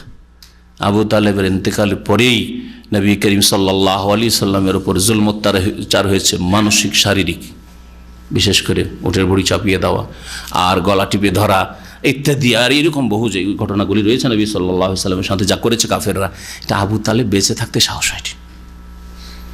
আর এক চাচা, আল্লাহ পাকের বড় হিকমত, সবচেয়ে শ্রেষ্ঠ মানুষের চাচাদের ইতিহাস, ওখান থেকে আপনি আপনার ওপর এটাকে প্র্যাকটিক্যাল করেন, আপনার সাথে এরকম ঘটবে, আপনি বিচলিত হবেন না, পেরেশান হবেন না। আর এক চাচা আবু লাহাব, কি কট্টর দুশ্মন, এইরকম দুশ্মন আবু জাহালও নাই, এত বড় দুশ্মন। আর কোন চাচা? আবু লাহাব। তাব্বাত ইয়াদা আবি লাহাব। আল্লাহ পাক আবু জাহাল তাব্বাত ইয়াদা আবু জাহাল বলেন, তাব্বাত ইয়াদা আবি লাহাব। আবু লাহাবের হাত ধ্বংস হোক, কথা বলে সেও ধ্বংস, তার বিবিও। সুবহানাল্লাহ। আল্লাহ পাকের গজব ওর উপর, ওর স্ত্রীর উপর, ওর পরিবারের উপর কিয়ামত পর্যন্ত। আর এই কোরআন তেলাওয়াত হইতেই আছে, কত যে তেলাওয়াত হচ্ছে। অথচ নবী করিম সাল্লাল্লাহু আলাইহি সাল্লামের চাচা। তাহলে বোঝা গেল যে নবী করিম সাল্লাল্লাহু আলাইহি সাল্লাম হাদিস, মান আবতা বিহি আমালুহু বা মান বাত্তা বিহি আমালুহু লাম ইউসরা বিহি নাসাবুহু। কারণ আমল যদি উল্টো দিকে চলে যায়, খারাপ হয়, তাহলে বংশের সম্পর্ক কোনো কাজে আসবে না, তাকে অগ্রগামী করে দিতে পারে না। আওলাদে রসুল, আমরা সৈয়দ বংশ, আর আমরা হাজি গাজী বংশ, আর আমাদের বংশে আলেম ওলামা রয়েছে, আর আমাদের বংশে হাফেজ আর এই রয়েছে, কোনো কাজে আসবে না, কোনো কাজে আসবে যদি আমল আপনার সাথ না দেয়, কর্ম সুন্দর না, আকীদা, আমল, আখলাক, চরিত্র, ইবাদত বন্দেগী সুন্দর হইতে হবে। ইন্তেকাল হয়ে গেল কুফরের অবস্থায় আবু তালেবের। নবী করিম সাল্লাল্লাহু আলাইহি ওয়াসাল্লাম ইন্তেকালের পূর্ব মুহূর্তে গিয়েছিলেন, দাওয়াত দিয়েছিলেন, খুব দাওয়াত দিলেন। ওইদিকে বসে আছে আবু জাহাল আর আরো নেতারা বসে আছে। হ্যাঁ, আবু তালেব, কি ব্যাপার? মনটা নরম নরম লাগছে মনে হয়েছে ভাতিজার ওপর। তুমি বাপের ধর্ম ছেড়ে তুমি আতার গাবান মিল্লাতে আব্দুল মুত্তালিব, তোমার বাপ আব্দুল মুত্তালিব, আব্দুল মুত্তালিবের তুমি মানহানি করবে? তার ধর্ম ছেড়ে দাও মানে তাকে বাপ দাদাকে গাল দেওয়া, যেমন আজকাল মূর্খ লোকেরা বলে। যদি কবর মাজার পূজাই বংশ হয়, যদি কট্টর বিদাতি হয়, আর যদি ওই বিদাতগুলি শিরিকগুলি ছেড়ে দেয়, তো যে তোর বাপকে বাপ মানিস না, এটা মূর্খ, বাঙালি মূর্খদের কথা, শোনেন না? বাপকে বাপ মানে না। ওনার বাপ বেদাতি ছিল, তোকে বেদাতি থাকতে হবে। হ্যাঁ, বাপ কবর পূজারি সুফি ছিল, তো ওকে ওইটাই হইতে হবে। হ্যাঁ, বাপ অন্যায় করেছে, ওকে অন্যায় করতে হবে। তো ধর্মের ক্ষেত্রে শুধু বাপ মানতে হবে গুমরাহদেরকে, আর দুনিয়ার ক্ষেত্রে তোমার বাপ নিরক্ষর ছিল, জাহেল ছিল, গ্রাম থেকে ঢাকা শহরেও আসেনি, তুমি সৌদি আরব কেন পৌঁছে গেছো রিয়ালের জন্য? হ্যাঁ, দুনিয়ার ক্ষেত্রে কেন এত উন্নতির আকাঙ্ক্ষার চেষ্টা? ওই ক্ষেত্রেও যে বাপ মানো না, হুঁশ নাই, ওই বিদাতিদেরকে বলবেন। তো এগুলো কাফের মুশরিকদের সব পুরানো কথা। আবু জাহল কথা বলেছিল। শেষ পর্যন্ত চেষ্টা হলো, ইয়া আম্মে কুল লা ইলাহা ইল্লাল্লাহ, চাচা লা ইলাহা ইল্লাল্লাহ একবার বলেন, বলতে রাজি হলো না, কোনো মতে বলবে না। আল্লাহর কাছে পেশ করতে পারবো, ওয়াহাজ্জুলাকা ইনদাল্লাহ, আপনার জন্য এই কলেমা পেশ করে আল্লাহর সামনে আমি দলিল পেশ করি যে আল্লাহ চাচাকে কলেমা পড়িয়েছি, ও বিশ্বাস করে পড়েছে, আরবি ভাষা বুঝে পড়ে। যদি মন্ত্র পড়া যথেষ্ট হইতো তাহলে পড়তে অসুবিধা কি ছিল, কিন্তু জানে যে পড়ে দেওয়া মানে বাপদাদা ধর্মকে ছেড়ে দেওয়া, তা আমি ছাড়তে পারবো না, বাবারে পারলাম না। সুবহানাল্লাহ। নবী কারীম সাল্লাল্লাহু আলাইহি ওয়াসাল্লাম অত্যন্ত মর্মাহত হইলেন, বড়ই কষ্ট পেলেন, মানসিক কষ্টের চেয়ে বড় কষ্ট। এত দরদি চাচা, আমি ওই চাচাকে ভালোবাসি, চাচা আমাকে ভালোবাসি, আর তাকে ইসলামটা তার কলবে নামাইতে পারলাম না। সুবহানাল্লাহ, বড়ই আক্ষেপ হইল। আল্লাহ সান্ত্বনা দিচ্ছেন নবীকে, বলছেন ইন্নাকা লা তাহদি মান আহবাবত, হে নবী নিঃসন্দেহে তুমি হেদায়াত করতে পারো না, তুমি রাস্তা দেখাইতে পারো না, মানে গন্তব্য স্থানে পৌঁছাতে পারো না। হেদায়েতের দুটো অর্থ হয়, একটা হচ্ছে শুধু রাস্তা দেখিয়ে দেওয়া, আর একটা হচ্ছে গন্তব্য স্থানে পৌঁছিয়ে দেওয়া। যেমন দুনিয়ার ক্ষেত্রে রাস্তা দেখানো, একটা লোক এখান থেকে যাবে রিয়াদ, রাস্তা চেন না, তো এখানে বসলাম, আর বসার পরে বললাম যে একটা সিগন্যাল, দুটা সিগন্যাল, তারপরে ওই আর একটা সিগন্যাল, তিনটা সিগন্যাল, আর কোনো সিগন্যাল নেই, সোজা রাস্তা ধরে নেবেন, বসে বসে বলে দিলাম। হ্যাঁ, এই লোকটা রিয়াজ পৌঁছিতে পারবে নিশ্চিত? কি পৌঁছিতে পারে, আবার নাও পৌঁছিতে পারে, হারিয়েও যেতে পারে, এদিক ওদিক গোলমাল করে কোথাও চলে যেতে পারে, তাই না? জোবাইল দিয়ে টান দিল, না হয় বাহারাইনের দিকে টান দিল, হইতে পারে না? পারে না? তাহলে এই একটা হেদায়েতের অর্থ। এটা কোরআন দিয়েও হয়, এটা রসুল দিয়েও হয়, এটা সাধারণ মানুষ দিয়েও হয়। আর আরেকটা হচ্ছে গন্তব্য স্থানে পৌঁছে দেওয়া। বললে যে ভাই আমি রিয়াজ যাবো, যাবেন? আচ্ছা ঠিক আছে, আপনার গাড়িতে আমি চেপে যাই, না হলে আমার গাড়িকে ফলো করেন, আসেন। এই নিয়ে যেতে যেতে যেতে একেবারে রিয়াজের, আর কোনো সিগন্যাল নেই, ডানে বামে কিচ্ছু না, এই যে দেখছেন রিয়াজ লেখা আছে। আর হারাবে? বা নিয়ে গিয়ে একবার রিয়াজ শহরে ছেড়ে দিলেন, হারাবে? হারাবে না। এটাকে বলা হয় গন্তব্য স্থানে পৌঁছে দাও, আল ইসাল ইলাল মতলুব। আল্লাহ পাক রব্বুল আলামিনের হাতে এটা গন্তব্য স্থানে পৌঁছে দেওয়া, মানে হৃদয়ে ঈমান নামিয়ে দেওয়া, হিদায়াত করে দেওয়া, একেবারে মুমিন মুসলিম করে দেওয়া, সৎ নেক বানিয়ে দেওয়া। এটা কার কাজ? একমাত্র আল্লাহর হাতে। নবীর হাতে থাকলে চাচার ক্ষেত্রে কখনো তিনি কার্পণ্য করতেন না, করেননি, আপ্রাণ চেষ্টা করেছেন। কিন্তু রাস্তা দেখিয়ে দেওয়া ছাড়া তার অন্তরে একেবারে ঈমানকে নামিয়ে দেব, এই ক্ষমতা কোন শক্তির নেই আল্লাহ পাক ছাড়া। এখানেও তাওহীদ রয়েছে, এই ক্ষেত্রেও তাওহীদ, আল্লাহর একত্ব রয়েছে, যে আল্লাহ ইয়াহদিল্লাহু ফাহুয়াল মুহতাদ, যাকে আল্লাহ পাক গন্তব্য স্থানে পৌঁছান, হেদায়েত করেন, সেই হেদায়েত হতে পারে। ওমাই ইউদলিল, আর যাকে আল্লাহ গুমরাহ করেন, ফালান তাজিদ লাহু ওয়ালিয়া মুরশিদা, কোন অভিভাবক, কোন পথ প্রদর্শক পাবে না যে তাকে গন্তব্যস্থানে পৌঁছাতে পারে। এসিগুলো পিছনে একটু চালিয়ে দিন তো, গরম লাগছে। আল্লাহ পাক বলছেন যে হে নবী, তুমি যাকে ভালোবাসো তাকে তুমি হেদায়েত করতে পারো না, মানে গন্তব্যস্থানে পৌঁছাতে পারো না। আবার নবী কি তো বলছেন, নবী তুমি মানুষকে হেদায়েত করো, ইন্নাকা লা তাহদি ইলা সিরাতিন মুস্তাকিম, তুমি সরল পথ দেখাও মানে শুধু দেখিয়ে দেওয়া কাজ, কিন্তু ধরে নিয়ে গিয়ে পৌঁছে দিবে, মুসলিম বানিয়ে দেবে, মুমিন বানিয়ে দেবে, অন্তরকে পরিবর্তন করে দেবে, এই ক্ষমতা একমাত্র আল্লাহ নিজের জন্য রেখেছেন। এই জন্য অনেকে কালিমা পড়ে নিল, আব্দুল্লাহ বিন উবাই মুনাফিক আর মুনাফিকের সাথী সঙ্গীরা কালিমা পড়ে নিল, বারবার করে বলছে আশহাদু ইন্নাকা লা রাসূলুল্লাহ, তারপরে অন্তরে ঈমান নামাতে সক্ষম হননি নবী করিম সাল্লাল্লাহু আলাইহি ওয়াসাল্লাম। কারণ এটা কার হাতে? আল্লাহর হাতে। তাওহীদ, এই হচ্ছে আল্লাহর একত্ব। আল্লাহ পাক এসব ক্ষমতা একমাত্র তার নিজের হাতে রেখেছেন, কোনো শরীক বানাননি তার। ওয়ালাকিন্নাল্লাহ ইয়াহদি মান ইয়াশা, তবে আল্লাহ পাক পথ প্রদর্শন করেন আর গন্তব্যস্থানে পৌঁছে দেন, হেদায়েত দেন মাইয়াশা, যাকে চান, যাকে চান, যখন চান। কাউকে দ্রুত চান, কাউকে দেরিতে চান, বিলম্বে চান, এটা আল্লাহর হিকমত। সুতরাং আপনার কাজ হচ্ছে কর্ম করা। আপনি কর্ম করেন। আপনার সাথে এরকম হইতে পারে, আপনার আপনজন কেউই আপনার সত্য দাওয়াত গ্রহণ করবে, তৌহিদ সুন্নাত নেবে, কেউ বিদআতের ওপরেই থাকবে, কেউ শত্রুতা করবে, কেউ কট্টর শত্রু হবে, কেউ নম্র হবে কিন্তু মানতে চাইবে না, দুর্বল মনের মানুষ, যে ভাই এত লোকের বিরোধিতা আমি নিতে পারবো না। বিভিন্ন রকম লোক হবে, আপনাকে ধৈর্য ধারণ করতে হবে। নবীর সিরাত, নবীর জীবনে কি আপনার ওপর বাস্তবায়ন করতে হবে। ওয়া হুয়া আ'লামু বিল মুহতাদিন, এবং কারা হেদায়েত প্রাপ্ত তাদের সম্পর্কে আল্লাহ পাক অধিক জানেন।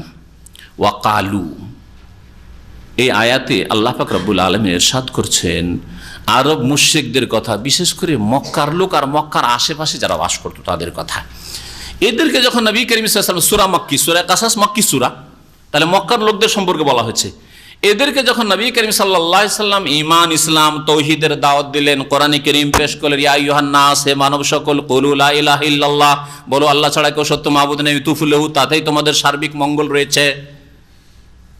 এরা বিভিন্ন অজুহাত পেশ করেছিল, তার মধ্যে একটা যুক্তি, তাদের ওয়াসার যুক্তি ছিল যে দেখো মুহাম্মদ, তোমার ধর্মটা মেনেই নিতাম, তোমার কথা মেনেই নিতাম, তোমার কথা রেখেই নিতাম, কিন্তু তোমার কথা কেন রাখতে পারছি না? যদি আমরা তোমার ধর্ম কবুল করি তাহলে চারিদিক থেকে সব লোকেরা এমন করে আক্রমণ করে আসবে যে মক্কায় আমাদের বসবাস মুশকিল হয়ে যাবে, আমাদেরকে এখান থেকে উৎখাত করে দেবে, টিকতে দেবে না, আমাদের জীবনযাপন মুশকিল হয়ে যাবে।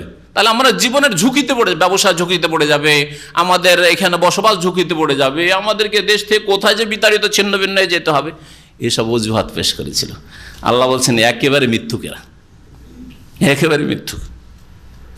কুফরির অবস্থায় যদি আল্লাহ পাক এত নিরাপদ রাখেন মক্কা নগরীতে, হ্যাঁ, আল বালাদুল আমিন, নিরাপদ শহর করেন, অথচ কুফরি করছো, হ্যাঁ, শিরিক করছো, 360টা মূর্তির পূজা করছো। আব্রাহা এলো, হ্যাঁ, কাবা ধ্বংস করার জন্য, তোমাদের বাড়ি ধ্বংস করার জন্য আসেনি, কাবার উপর হামলা করার জন্য আসলো। তখন আল্লাহ পাক রব্বুল আলামিন আবরাহাকে, আপনার হাজার হাজার সেনাবাহিনী সবগুলিকে ধ্বংস করে দিলেন। এইভাবে মক্কার হেফাজত করলেন। আর ঈমান ইসলাম কবুল করার পরে বিপদ নেমে আসবে না, আর আল্লাহ হেফাজত করবেন? বুঝছেন কথাটা? জি হ্যাঁ, কুফুরের অবস্থায় আল্লাহ তোমাদের উপর এত দয়া করলেন, এত নিরাপদ রেখেছেন, আর একটু আল্লাহ পাকের প্রতি আস্থা ভরসা করলে না, ঈমান নিয়ে আসো, দেখো আল্লাহ কি দেন। আর দিলেনও, ঈমান নিয়ে আসলো, খেলাফতের রাশেদ আল্লাহ পাক দিলেন। হ্যাঁ, আর যদি দিনকে মজবুত করে ধরে থাকতো, আর এই উম্মত এখনো ধরে থাকে, আবার খেলাফতের রাশেদ আল্লাহ পাক ফিরিয়ে দেবেন। কিন্তু দিন থেকে ধীরে ধীরে সরে গেছে, আল্লাহ পাক খেলাফতের রাশেদে চিনিয়ে নিয়েছেন। আবার আরো কিছু দিয়েছেন জুলুম অত্যাচারের সাথে, তারপরে অনেক ভালো শাসন ছিল, ভালো শাসন ছিল, ভালো শাসন ছিল, গেল ওই সব, আর এসেছে জুলম আর শোষণ আর অত্যাচার, আর ঘরে ঘরে জুলম, আল্লাহ পাকের আযাব, এইসব এসে মানুষের পাপের কারণে আকীদাকে খারাপ করেছে, আমল খারাপ করেছে, মসজিদকে অনাবাদ করেছে, অধিকাংশ মুসলিম, শতকরা 95 জন বেনামাজি, যার ফলে আল্লাহ পাকের আযাবের শেষ নেই। মহান আল্লাহ ইরশাদ করছেন ওয়াকালু, এই আরব মুশরিকেরা বা মক্কার মুশরিকেরা বলেছিল নবী সাল্লাল্লাহু আলাইহি ওয়াসাল্লামকে, ইন্নাত্তাবিল হুদা মাক, হে নবী মুহাম্মদ, তোমার সাথে যদি আমরা এই হেদায়েতের অনুসরণ করিনি, মানে তুমি যা বলছো এটা যদি আমরা মেনে নিই, ফলো করি, তাহলে কি হবে? নোতাখাত্তাফ মিন আরদিনা, তাহলে আমাদের এই মাতৃভূমি থেকে, মানে মক্কা নগরী থেকে আমাদেরকে উৎখাত করে দেওয়া হবে।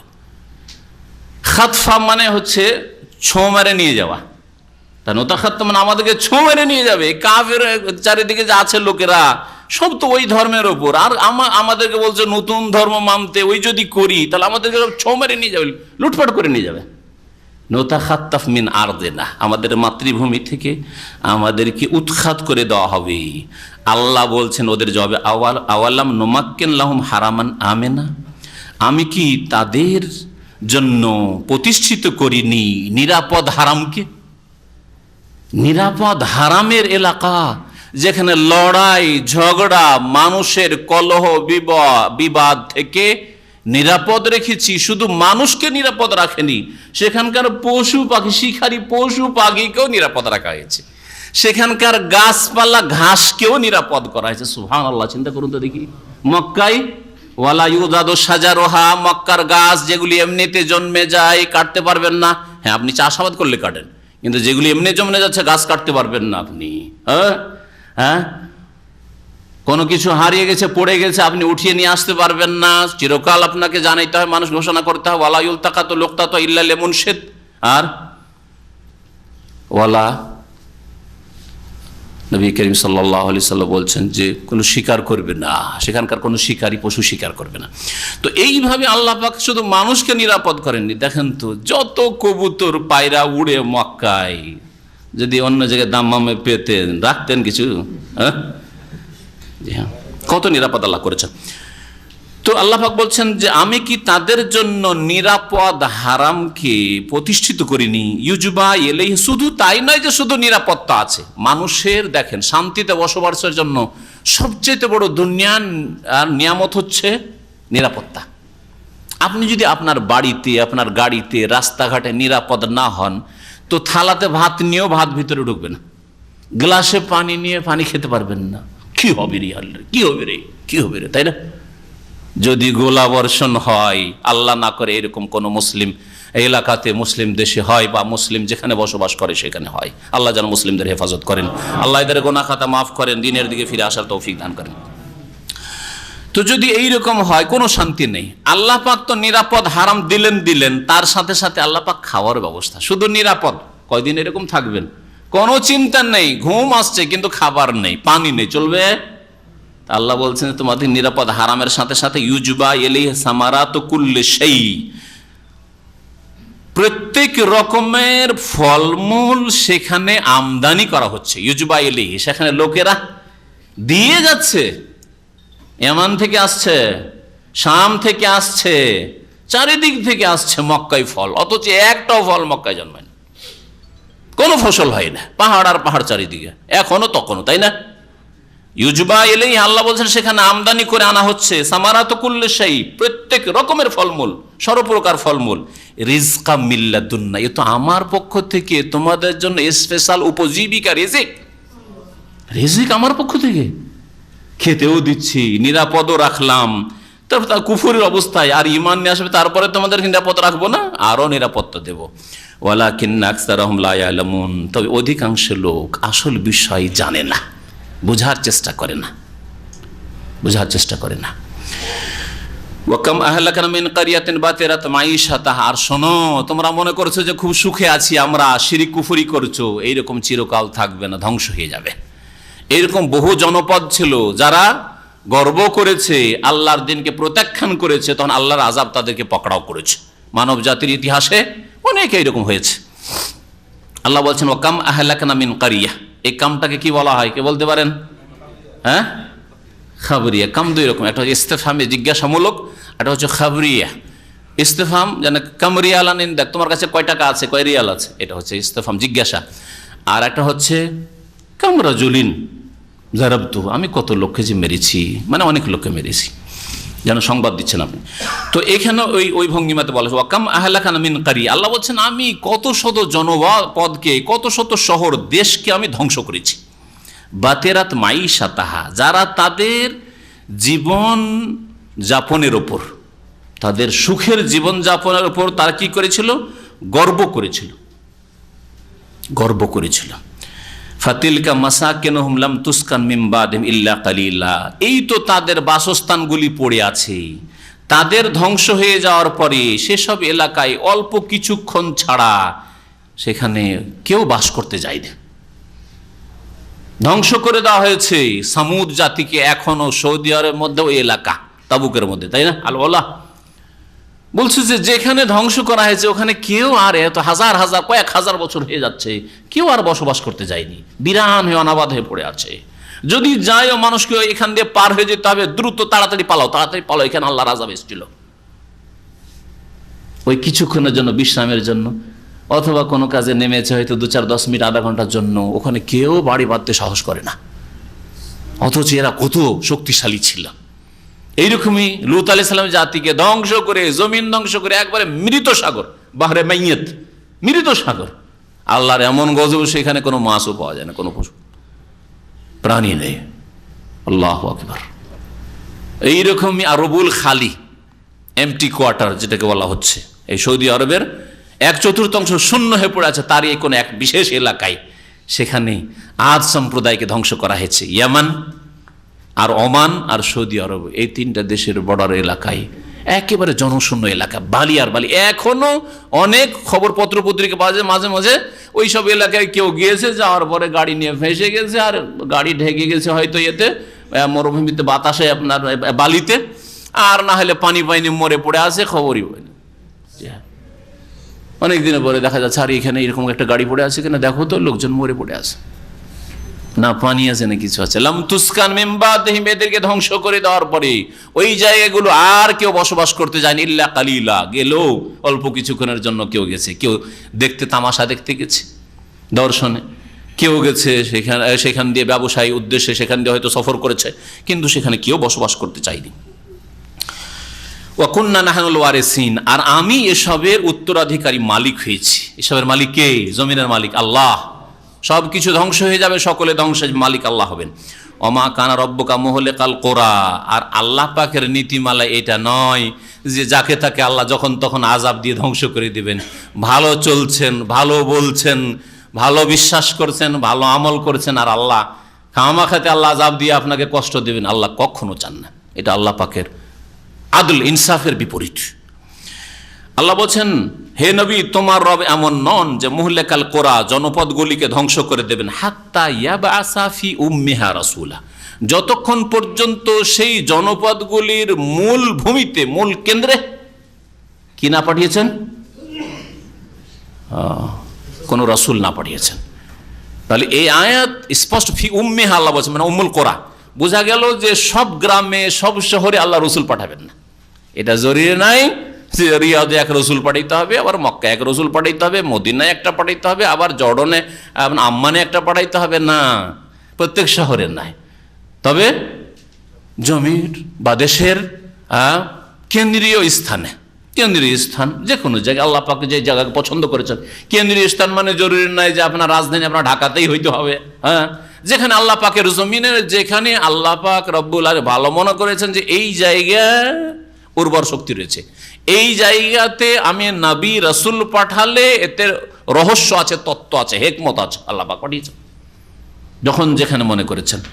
তারপরে ওখান থেকে দাওয়াত, রাসূলের, নবীর দাওয়াত আর ওহির দাওয়াত মানব জাতি পর্যন্ত চারিদিকে ছড়িয়ে পড়েছে, জানার সুযোগ করে দিয়েছি, জানার সুযোগ করে দিয়েছি। আজকের যান্ত্রিক সভ্যতার যুগে, ইন্টারনেটের যুগে, ফেসবুকের যুগে, আর এই কম্পিউটারের যুগে, আর মোবাইলের যুগে ইসলাম কেউ জানে না এই কথা বলতে পারবে না, কোনো অমুসলিম বলতে পারবে না। আর সঠিক ইসলাম জানি না কোনো বিদাতি মুসলিম বলবে, এ কথা বলার কোনো অজুহাত নেই। সব কিছু জানার ব্যবস্থা আছে, খুললেই পেয়ে যাবে।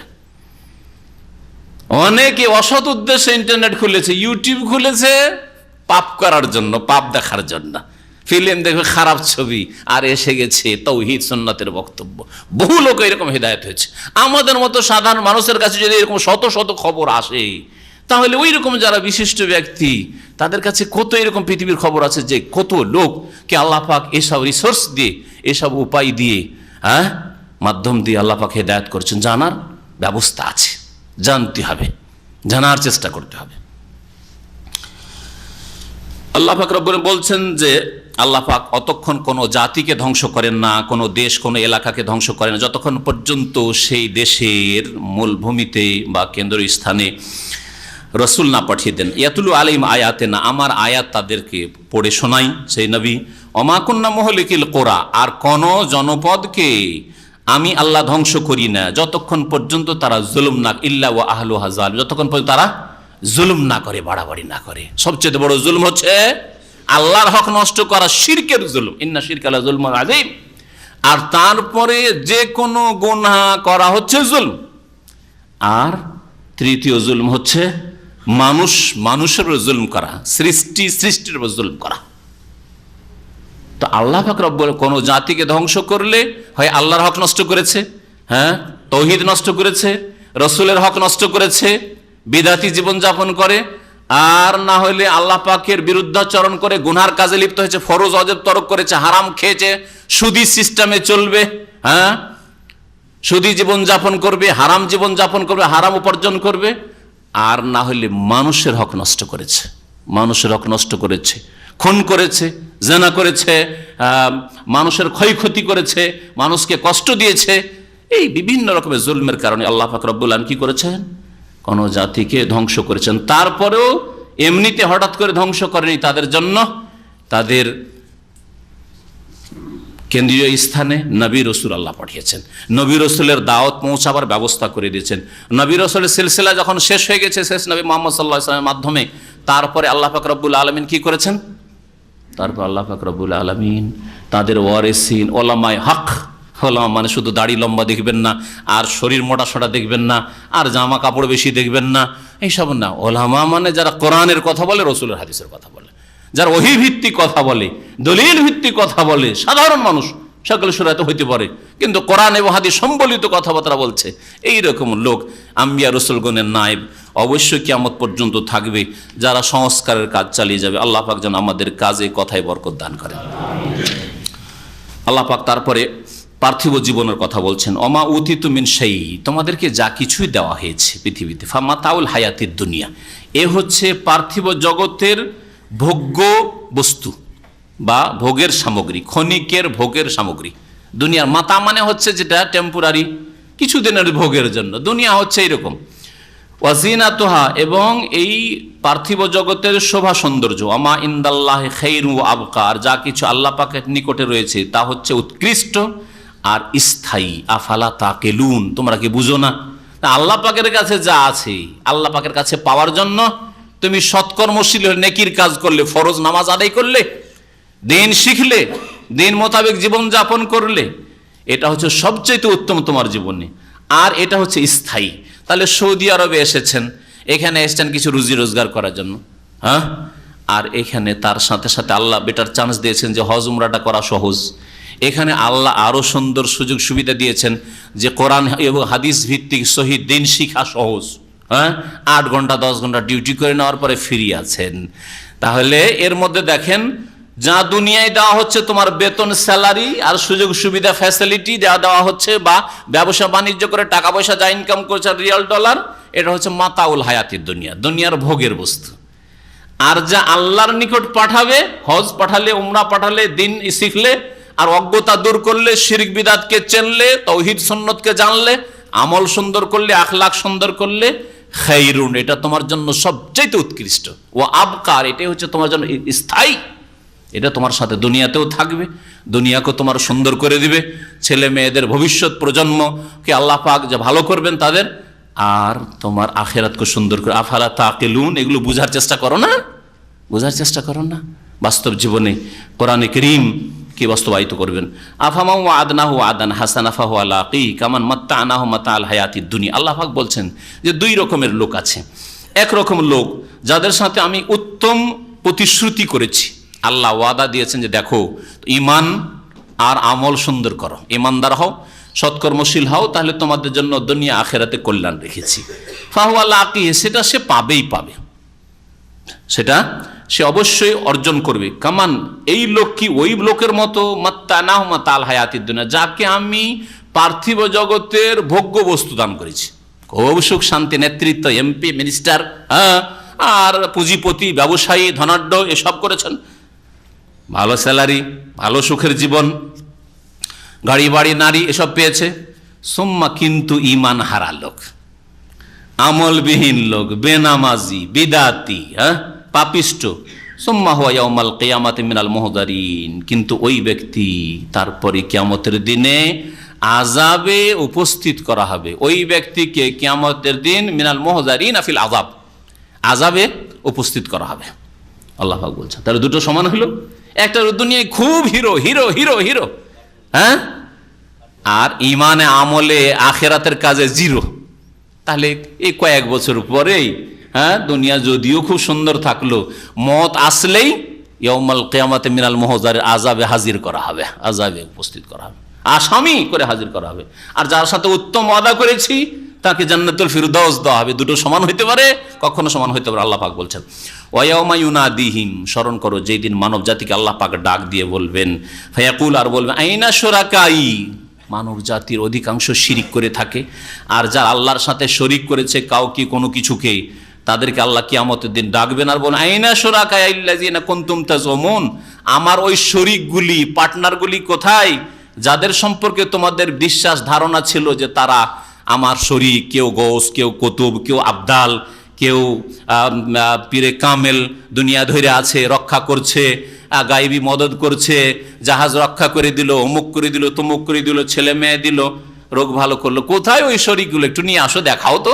আল্লাহ বলবেন কালাল্লাযিনা হাক্কা আলাইহিমুল কওলু, আল্লাহ পাক বলছেন যে ওই লোকেরা বলবে যাদের ওপর আল্লাহ পাকের শাস্তির বাণীর বাস্তবায়ন হয়েছে, মানে যাদের সম্পর্কে আল্লাহ পাকের শাস্তির বাণী অবধারিত হয়েছে যে এরা শাস্তি পাবে, অর্থাৎ এদের নেতৃস্থানীয়।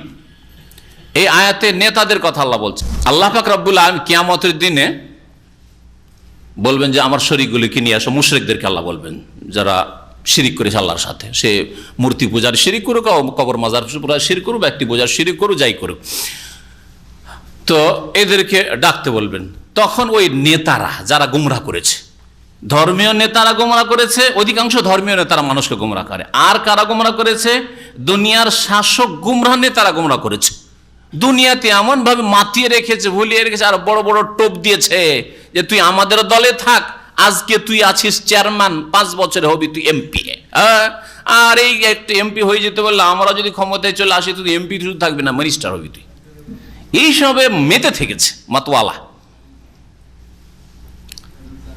এই নেতারা যারা গুমরাহ করেছে, ধর্মের ক্ষেত্রে শিরক বিদআতে লিপ্ত করেছে, দুনিয়ার ক্ষেত্রে পেট পূজারি বানিয়েছে, আখেরাত থেকে বিমুখ করে দিয়েছে, এরা বলবে, এই নেতাগুলি বলবে, এদের জন্য আল্লাহর আযাবের বাণী অবধারিত হয়েছে। রব্বানা হাউলাই আগওয়াইনা, হে আমাদের রব, এদেরকে আমরা গুমরাহ করেছি, এদেরকে আমরা গুমরাহ করেছি। তাহলে যারা কবর মাজার পূজার দিকে নিয়ে গেছে, পীর পূজার দিকে নিয়ে গেছে, হাদিস বাদ দিয়ে, না না না বুজুর্গানের দিন বলেছেন এইটাই ঠিক, ওরা বেশি বুঝেছেন, আপনি কি জানেন, আপনি কতটা বুঝেন, আপনি কি বুঝেন অত। তো এইভাবে যারা দলিলবিহীন জীবন যাপনের জন্য অন্ধ করেছে, এরা বলবে যে আল্লাহ আমরাই গুমরাহ করেছি। আগুয়াইনাহুম কামা গাওয়াইনা, শুধু এদেরকে গুমরাহ করিনি, আমরাও গুমরাহ হয়েছি, পথভ্রষ্ট হয়েছি, আর এদেরকেও পথভ্রষ্ট করেছি। তাবাররানা ইলাইক, তবে আল্লাহ তোমার কাছে এদের সাথে সম্পর্ক ছেদের ঘোষণা করছি, তোমার দরগাহে এদের সাথে সম্পর্ক ছেদের ঘোষণা করছি। কেন সম্পর্ক ছেদের ঘোষণা করছি? বলবে আল্লাহ এদের উপর জবরদস্তি করিনি। যেমন অন্য আয়াতে রয়েছে, এক আয়াত আর এক আয়াতের তাফসীর করে, ব্যাখ্যা করে। এই আয়াতের তাফসীর হচ্ছে যে এই জন্য তারা সম্পর্ক ছেদের ঘোষণা করে, নেতারা, ধর্মীয় গুরু, পীর, হুজুর, কিবলা, আওলাদে রাসূল, আর শিরক বিদআতে লিপ্ত করেছে। আর এইরকমই দুনিয়ার নেতারা কুফরিতে লিপ্ত করেছে, পাপে লিপ্ত করেছে, দুনিয়ামুখী বানিয়েছে, পেট পূজারি বানিয়েছে। এরা বলবে যে আল্লাহ এদেরকে গোমরাহ যদিও করেছি, আমাদের মাধ্যমে হয়েছে, কিন্তু জবরদস্তি তো করিনি, জবরদস্তি করিনি। ওরা নিজের আশাতে এসছেন, নিজের ইচ্ছায় এসছে, স্বেচ্ছায় তারা এসছে, জবরদস্তি তো করিনি।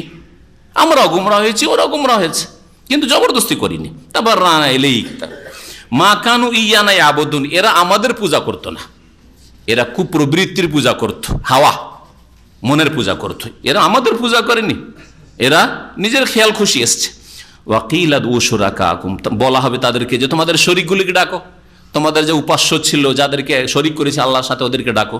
ফাদাহুম, তখন ডাকবে যারা কুতুবে বিশ্বাসী ছিল, কুতুব, ওই পৃথিবীর কুতুব, আমাদের দেশের কুতুব, কুতুবকে ডাকবে। গৌসে বিশেষ গৌসকে ডাকবে, খাজা বাবা বেশি, গরিব নওয়াজ বেশি, গরিবের দাতা গরিব নওয়াজ, ইয়া বাবা ইয়া খাজা, এই বলে ডাকবে। এই বলে ডাকবে। ইয়া পীরানে পীর দস্তগীর, কত রকম করে ডাকবে। কেউ হরে রাম হরে কৃষ্ণ করে ডাকবে, আর কেউ ডাকবে, কেউ দুর্গাকে ডাকবে, তো কেউ দরগাহকে ডাকবে। ফাদাহুম, ডাকবে। ফালাম ইয়াস্তাজিবু লাহুম, কিন্তু এরা কুতুব, আবদাল, গৌস, ওলি, আউলিয়া যাদেরকে বলেছে, এরা তাদের ডাকে মোটেই সাড়া দেবে না, কোনো সাড়া আসবে না, শব্দ আসবে না। ওয়া রাউল আযাব, তখন আযাব, শাস্তি দেখতে পাবে আল্লাহ পাকের। লাউ আন্নাহুম কানু ইয়াহতাদুন, তখন তাদের মনের আকাঙ্ক্ষা হবে যে হাই, তারা যদি হেদায়েত পেত, সঠিক পথ ধরত, তারা তৌহিদের রাস্তা কেন ধরেনি, সুন্নতের রাস্তা ধরেনি কেন, ওহীর দলিল কেন খুঁজেনি, মানুষের কথা অন্ধভাবে কেন শুনেছে। ওয়ায়াউমা ইউনাদিহিম, আর স্মরণ করো যেদিন আল্লাহ পাক রব্বুল আলামিন তাদেরকে ডাকবেন আর ডেকে বলবেন মা ফায়াকুলু মাজা আজাবতুমুল মুরসালিন, বলো রাসূলদেরকে কি জবাব দিয়েছিলে তোমরা। এই আয়াতে আর আগের আয়াতে দুটোতে বলা হয়েছে আল্লাহ ডাকবেন, আল্লাহ ডাকবেন। প্রথমটাতে বলা হয়েছে আল্লাহ ডেকে জিজ্ঞেস করবেন যে আমার শরীক যে বানিয়েছো, শরীকরা কোথায়, তাহলে তৌহিদ সম্পর্কে জিজ্ঞাসা করা হবে কিয়ামতের মাঠে। আর এই আয়াতে আল্লাহ বলছেন কি সম্পর্কে, রিসালাত সম্পর্কে জিজ্ঞাসা করা হবে। মাজা আজাবতুমুল মুরসালিন, রাসূলরা গিয়েছিলেন, রাসূলের খবর পৌঁছেছিল, শেষ নবী মুহাম্মদ সাল্লাল্লাহু আলাইহি ওয়াসাল্লামের দাওয়াত পৌঁছেছিল, কোরআন হাদিসের ওহীর দাওয়াত পৌঁছেছিল। মাজা আজাবতুমুল মুরসালিন, রাসূলের নায়েবরা কোরআন সুন্নাহর দলিল নিয়ে গিয়েছিল, বলেছিল, শুনেছিলে, কি বলেছিলে, ওয়াহাবি বলেছিলে, হ্যাঁ লাহাবি বলেছিলে, লামাযহাবি বলেছিলে, গোমরা পথভ্রষ্ট বলেছিলে, আরো কত কি বলেছিলে। জি, মাজা আজাবতুমুল মুরসালিন, কি বলেছিল। এই আয়াতগুলির তাফসীর হচ্ছে কবরে যখন মানুষকে নামানো হবে আর দাফন করে দিয়ে ফিরে চলে তাওয়াল্লা আনহু আসহাবু, সাথী সঙ্গীরা সব চলে আসবে আপনজনরা, তখন মুনকার নাকির ফেরেশতা এসে উঠিয়ে বসিয়ে ফাইজুলে সানহি বসিয়ে দেবে, ফায়াকুলান লাহু, আর বলবে মান রাব্বুকা, তোমার রব কে, তোমার রব কে, আমার কি কোনো শরীক ছিল। এই যে এখানে বলা হয়েছে যে আমার আইনা শুরাকা, আমার শরীকরা কোথায়। আর কবরের জীবনে এখানে জিজ্ঞাসা মান রাব্বুকা, মাজা আজাবতুমুল মুরসালিন, রাসূলকে কি জবাব দিয়েছিলে। কবরের জীবনে 2 নম্বর প্রশ্ন হবে মান নবিয়ুকা মা হাযার রাজুল আল্লাযী বুইসা ফীকুম, ওই ব্যক্তিকে চেনো যাকে তোমাদের কল্যাণের জন্য পাঠানো হয়েছিল রাহমাতুল লিল আলামিন করে, তার সাথে সম্পর্ক ছিল, তাকে ফলো করতে, তার অনুসরণ করতে বিনা শর্তে, না শর্ত লাগিয়ে। হাদিস মানবো কিন্তু আমাদের মযহাবে কি আছে, হাদিস মানি আমরা কিন্তু আমাদের ফিকহ, আমাদের মাসাক আলাদা। কালকে রাতে এক ভাই বলছেন যে জাদুল মাদের অনুবাদ হয়েছে বাংলাদেশ থেকে, আর অনুবাদ করে অনুবাদক লিখছে ইসলামী ফাউন্ডেশন থেকে অনুবাদ, আর অনুবাদ করে লিখছে যে কিতাবটা তো খুবই সুন্দর, আর নবী সাল্লাল্লাহু আলাইহি ওয়াসাল্লামের সিরাতমূলক, নবী সাল্লাল্লাহু ইবাদত বন্দেগী আখলাক সবকিছু পেশ করা হয়েছে, হ্যাঁ কোরআন এবং হাদিস ভিত্তিক লেখা হয়েছে। তবে আমরা বাংলাদেশের মানুষ আমাদের মযহাবের খেয়াল রেখে চলবো। কথা বুঝতে পেরেছেন, কত সুন্দর কথা। আমরা বাংলাদেশের মানুষ আমাদের মযহাবটাকে মেনে চলবো। জি, মাজা আজাবতুমুল মুরসালিন, রাসূলদেরকে জবাব দিয়েছে যে ইয়া রাসূলুল্লাহ, তোমার সহিহ হাদিস আমাদের মযহাবের অনুকূলে আসেনি, উল্টা দিয়ে গিয়েছিল, সেজন্য ছেড়ে দিয়েছিলাম। এই কথা বলবে, কি বলবে, চিন্তা করে নিন ভালো করে। মাজা আজাবতুমুল মুরসালিন, রাসূলদের দাওয়াতে সাড়া দিয়েছিল না কি বলেছিল। ফামিয়াত আলাইহিমুল আম্বা, সেই দিন তাদের সমস্ত সংবাদ উধাও হয়ে যাবে। শাব্দিক অর্থ করলাম, আমিয়া মানে অন্ধ হয়ে যাওয়া, অন্ধ হয়ে যাওয়া, উধাও হয়ে যাওয়া, হাত ছাড়া হয়ে যাবে। আম্বা নাবাউনের বহুবচন, মানে খবর, সংবাদ, কোনো সংবাদ থাকবে না, মানে চুপ, কোনো জবাব আসবে না, সারা শব্দ নেই। যেন ভাব অর্থ অনেকে করেছে ফামিয়াত আলাইহিমুল আম্বা, মানে তাদের সারা শব্দ সব বন্ধ হয়ে যাবে, কোনো আওয়াজ আসছে না। কি জবাব দিয়েছিলে রসুলকে, মোহাম্মদকে মেনেছিলে, হাদিস মেনেছিলে, কোনো জবাব আসবে না। মানেনি তো কেমন করে আসবে, শর্ত সাপেক্ষ মেনেছে। মযহাবে থাকলে নিলাম, ফেকাতে আছে তো নিলাম, না হলে নিলাম না। আমাদের ফেকার কিতাবে রফায় দেন নেই, সেজন্য মানি না, মনসুখ হয়ে গেছে। আমাদের ফেকার কিতাবে আছে সূরা ফাতিহা পড়া নিষেধ, সেই জন্য মুক্তাদি আমরা পড়ি না। কথা বুঝতে পেরেছেন? হ্যাঁ, মাজা আজাবতুমুল মুরসালিন, রাসূলকে কি জবাব দিয়েছিল, লা সালাতা লিমান লাম ইয়াকরা বিফাতিহাতিল কিতাব, যে ব্যক্তি সূরা ফাতিহা পড়ে না তার নামাজ হয় না। সেই দিন সমস্ত সংবাদ হারিয়ে যাবে, কোনো সংবাদ থাকবে না, জবান বন্ধ হয়ে যাবে। ইয়াউমাইযিন, সেই দিন ফাহুম লা ইয়াতাসাআলুন, এমনকি একজন অপরকে কোনো জিজ্ঞাসাও করবে না।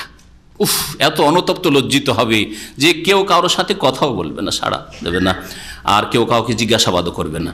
ফাআম্মা মান তাবা, পক্ষান্তরে যারা তওবা করেছে, ফিরে এসেছে, কোরআন হাদিসের দিকে ফিরে এসেছে, সৎ আমলের দিকে ফিরে এসেছে, ইমানের দিকে ফিরে এসেছে, ওয়া আমানা, ইমান নবায়ন করেছে, ওয়া আমিলা সালেহান, এবং সৎকর্মশীল হয়েছে। তাহলে ইমানের দাবি যথেষ্ট না, সৎকর্ম দিয়ে, হ্যাঁ নেক আমল দিয়ে, ফরজ 5 ওয়াক্ত নামাজ দিয়ে প্রমাণ করে দিতে হবে যে আমার ইমান আছে। তৌহিদ সুন্নত মোতাবেক জীবনযাপন দিয়ে, পারিবারিক জীবন, ইসলামিক জীবন গঠন করে জীবনের প্রত্যেকটি ক্ষেত্রে চেষ্টা করতে হবে, দিয়ে প্রমাণ করে দিতে হবে যে আমরা ফিরে এসেছি আল্লাহর দিকে। ফাআসা আন ইয়াকুনা মিনাল মুফলিহিন, তাহলে আশা করা যেতে পারে যে তারাই সফল কাম হবে। ওয়া রাব্বুকা ইয়াখলুকু মা ইয়াশা ওয়া ইয়াখতার, আর আল্লাহ পাক রব্বুল আলামিন বলছেন, হে নবী, তোমার রব যা চান তাই সৃষ্টি করেন, ওয়া ইয়াখতার, আর যা কিছু চান তিনি মনোনীত করেন। ইখতিয়ার তার হাতে, ওয়া ইয়াখতার, ইখতিয়ার তার হাতে। মা কানা লাহুমুল খিয়ারা, কোনো মানুষের কোনো শক্তির কোনো ইখতিয়ার নেই, কোনো ক্ষমতা নেই। এই আয়াত প্রমাণ করে যে একমাত্র মুখতারে কুল আল্লাহ পাক রব্বুল আলামিন। কেন মুখতারে কুল শব্দটা ব্যবহার করলাম? যে বেরেলভি আকীদা, ভারত উপমহাদেশে, ভারত, বাংলাদেশ, পাকিস্তানে যারাই কবর মাজার পূজারী যতগুলি ফিরকা আছে সবগুলি বলে যে মুহাম্মদ সাল্লাল্লাহু আলাইহি ওয়াসাল্লাম মুখতারে কুল, মানে সব কিছুর ইখতিয়ার ক্ষমতা নাকি মুহাম্মদ সাল্লাল্লাহু আলাইহি ওয়াসাল্লামকে দেওয়া হয়েছে। যাকে ইচ্ছা জান্নাত দেবেন, যাকে ইচ্ছা জাহান্নামে দেবেন, যাকে ইচ্ছা হিদায়াত করবেন, যাকে ইচ্ছা গুমরাহ করবেন। তাহলে এখনই তো শুনে আবু তালেবকে তাহলে কে গুমরাহ করেছে? পারার পরে ক্ষমতা আছে, তারপরে রসুল হেদায়েত করেননি, নাউজুবিল্লাহ। কত বড় মিথ্যা অপবাদ! রাসূলুল্লাহ সাল্লাল্লাহু আলাইহি ওয়াসাল্লামের ইখতিয়ার, সবকিছু ইখতিয়ার আছে, তাহলে ইখতিয়ার থাকা সত্ত্বেও উহুদের যুদ্ধের জয়কে পরাজয়ে পরিবর্তন করে দিয়েছেন। তাহলে দোষ কার? দোষ নবীর ওপর পড়েছে, তাই না? ক্ষমতা সবকিছু থাকার পরে তাইফে মার খেয়ে খালি হাতে ফিরে চলে আসছেন। হ্যাঁ, তাহলে ক্ষমতা থাকা সত্ত্বেও, তাই না? ক্ষমতা মুখতারে কুল ক্ষমতা থাকার পরে হোসেন রাদিয়াল্লাহু তাআলা আনহু কার বলে শহীদ করিয়ে দিলেন। ক্ষমতা থাকার পরে উসমানকে রক্ষা করলেন না, শহীদ করিয়ে দিলেন। ক্ষমতা থাকার পরে ওমর রাদিয়াল্লাহু তাআলা ফজর নামাজে শহীদ করিয়ে দিলেন।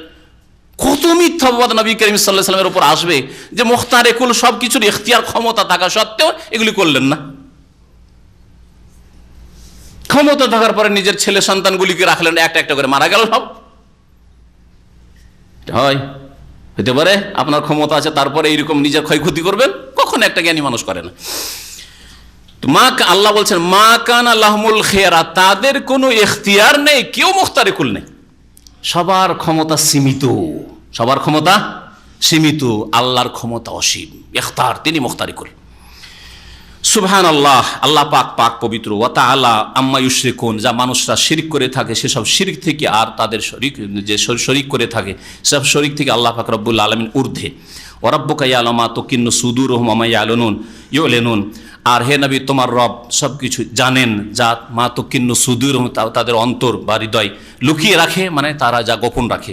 ওয়া মা ইউলিনুন, যা কিছু তারা প্রকাশ করে। ওয়া হুয়াল্লাহ, আল্লাহ সেই সত্তা, লা ইলাহা ইল্লাহু, তার ছাড়া কেউ বারহাক সত্য মাবুদ নেই। লাহুল হামদু ফিল উলা ওয়াল আখিরা, সমস্ত প্রশংসা হামদ সানা যাবতীয় তাঁর, ফিল উলা ইহকালেও, ওয়াল আখিরার পরকালে, সব জায়গায়। ওয়ালাহুল হুকম, আর বিধানের মালিক একমাত্র আল্লাহ, আল্লাহর বিধান চলবে জীবনের প্রত্যেকটি ক্ষেত্রে। ওয়া ইলাইহি তুরজাউন, আর তার কাছেই তোমাদেরকে ফিরে আসতে হবে। আল্লাহ পাক রব্বুল আলামিন আমাদের কোরআন বোঝার তৌফিক দান করেন, কোরআনী জীবন গড়ার তৌফিক দান করেন, আমাদের গুনাহ খাতা আল্লাহ পাক যেন মাফ করে দেন। সুবহান রাব্বিকা রাব্বিল ইজ্জাতি আম্মা ইয়াসিফুন ওয়া সালামুন আলাল মুরসালিন ওয়ালহামদুলিল্লাহি রাব্বিল আলামিন।